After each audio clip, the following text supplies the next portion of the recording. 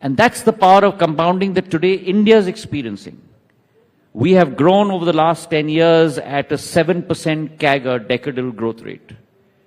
And that's the reason why we've been able to lift 25 crore people in India above the poverty line. Our youth dividend. I always say we have a democratic dividend, but we also have a demographic dividend. 70% of India is below the age of 35.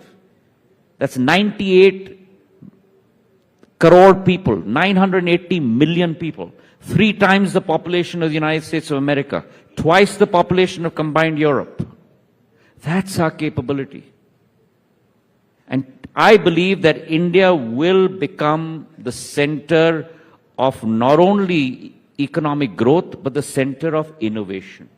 And it is innovation that powers nations.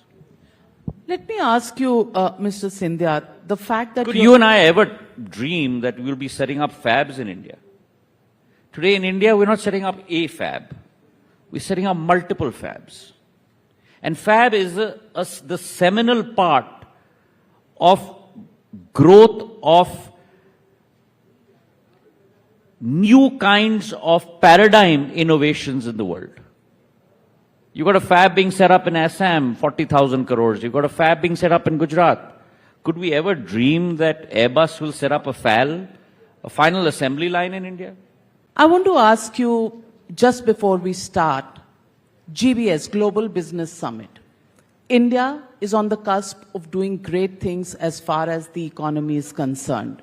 We need to move at a faster pace to a higher trajectory to get into an economic superpower status. Jyotiraditya Scindia, you're a young face of the government. How do you see this journey, and how do you see the catalyst that your government is actually preparing for to speed up this process?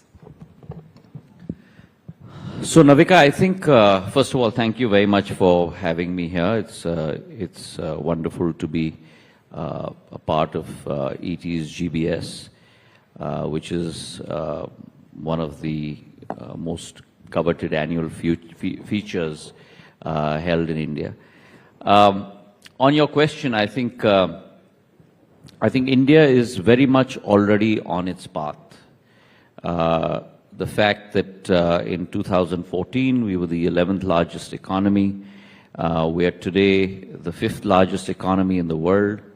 By 2027, we shall be the 3rd largest economy in the world, going ahead of Germany and Japan as well.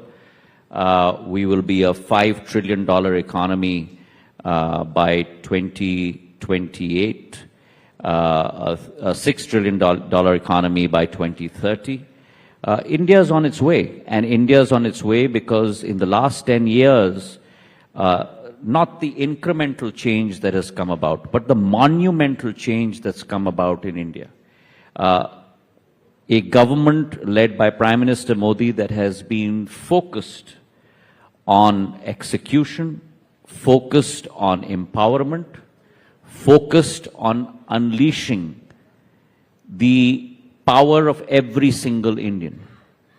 And today, unlike what it used to be in my growing up years in the 70s and the 80s, where access to capital was really the main issue in terms of growth, today capital has become a commodity. It's new ideas, entrepreneurial capability that is powering individuals, powering companies, and powering nations. And we happen to have a huge amount of power there and potential there. We didn't have a single unicorn in our country 10 years ago. We have 118 unicorns. We have 140,000 startups today. And so much so that you have a government today, as was evinced in this budget, which is targeted close to about 10,000 crores for setting up an FFF, a fund of funds for the startup ecosystem.